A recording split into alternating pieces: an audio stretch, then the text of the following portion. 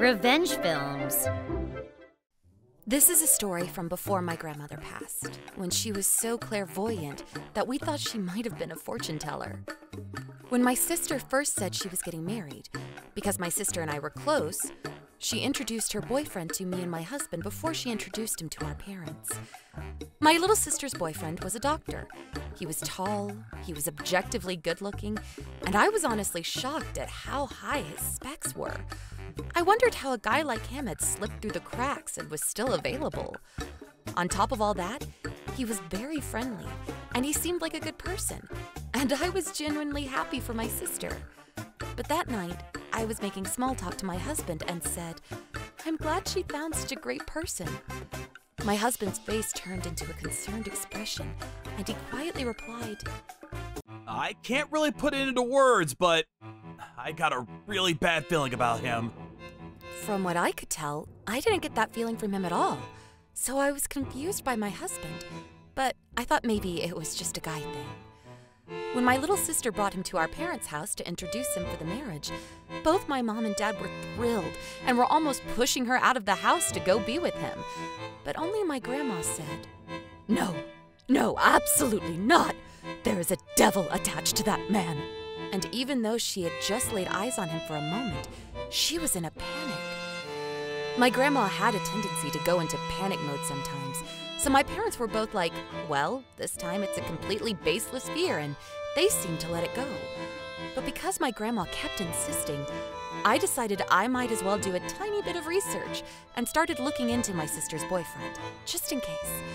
Of course, I didn't tell my sister this. After all, it certainly wouldn't feel good to have someone digging into your boyfriend's life.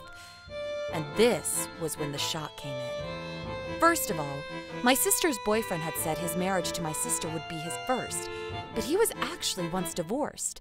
And the reason for the divorce was domestic violence, an affair, and bullying and threatening his wife. Apparently, the domestic violence was pretty horrific, to the point where his ex-wife could no longer have children as an after effect of being raped by him. For me, that was the most terrifying part. Perhaps this was something only a doctor could afford, but he had been paying a settlement fee and a silencing fee that was high enough to build multiple new houses.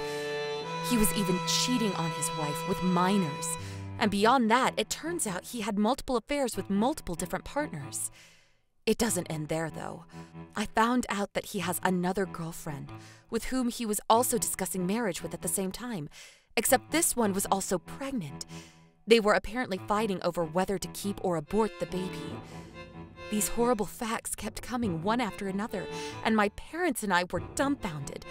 Of course, we contacted my younger sister right away. But then her boyfriend's excuse was that the accusations of his affair were all set up and a trap devised by his ex-wife, and that her goal was to collect the settlement fee and silencing fees from him.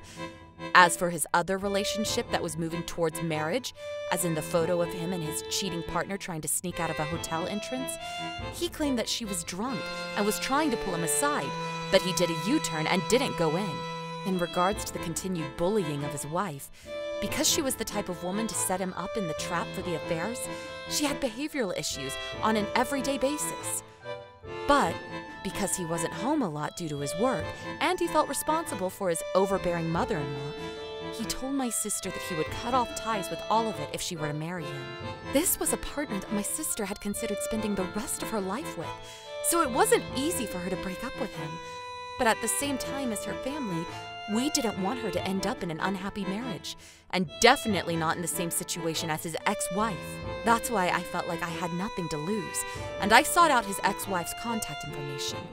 I was able to get a hold of her immediately. I went to my sister and said, "I think we should at least go and talk to her, so that we can decide for ourselves who is telling the truth." She reluctantly agreed, and we went to go meet with her boyfriend's ex-wife. We rented a private room of a restaurant, and when we arrived, we saw a ring sitting on the ex-wife's ring finger, as well as a cute little girl and a cute little boy beside her.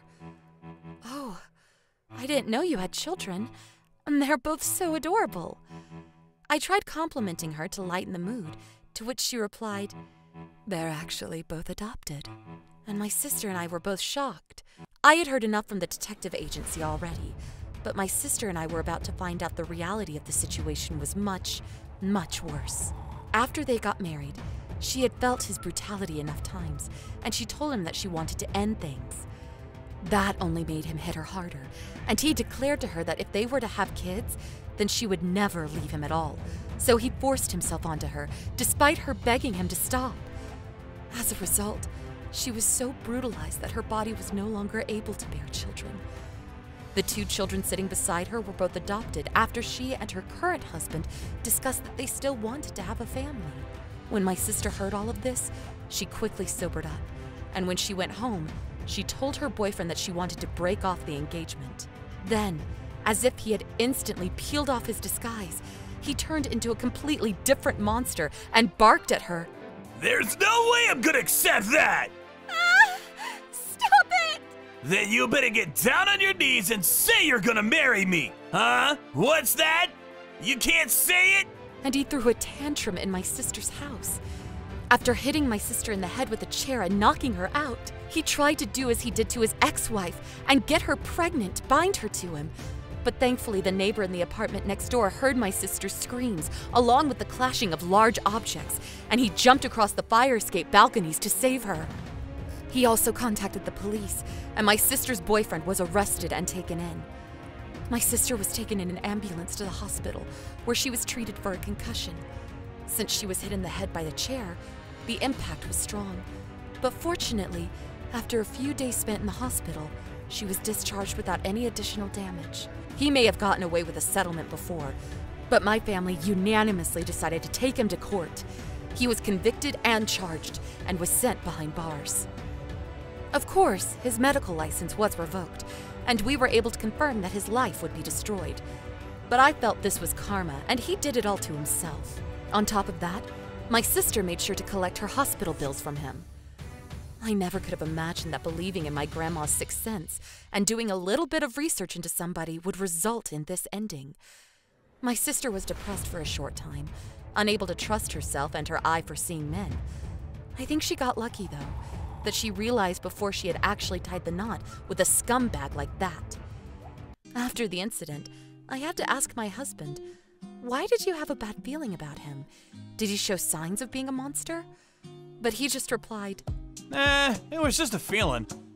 LOL. For what it's worth, when I introduced my husband to my grandma, she said, "You chose a really good person, my dear," and gave us her blessing. She also assured me that my husband would likely get promoted at work, and that he would never do anything to betray me. My husband had an average educational background, and it wasn't like he was obviously smart or intelligent compared to others.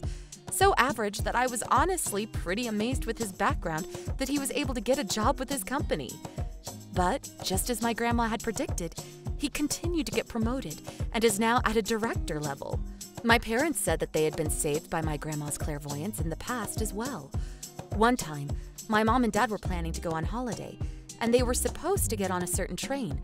But before they left the house, Grandma stood in their way and said, "You can't go on this trip," and refused to let them leave. Of course, my parents were looking forward to this holiday, so they told my grandma, "Why can't we go? We've already made all the reservations. It's all going to waste otherwise." And tried to get past her. But even after listening to their reasoning, she kept begging them not to go and just kept telling them not to leave the house. When they tried to push past her, she dropped to her knees and said, "Begging you, I'm an old hag with not much life left ahead of me. Please don't die before I do."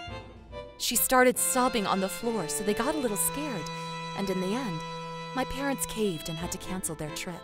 It turns out that the train that my parents were supposed to get on ended up running off the tracks and caused a major accident with many lives lost.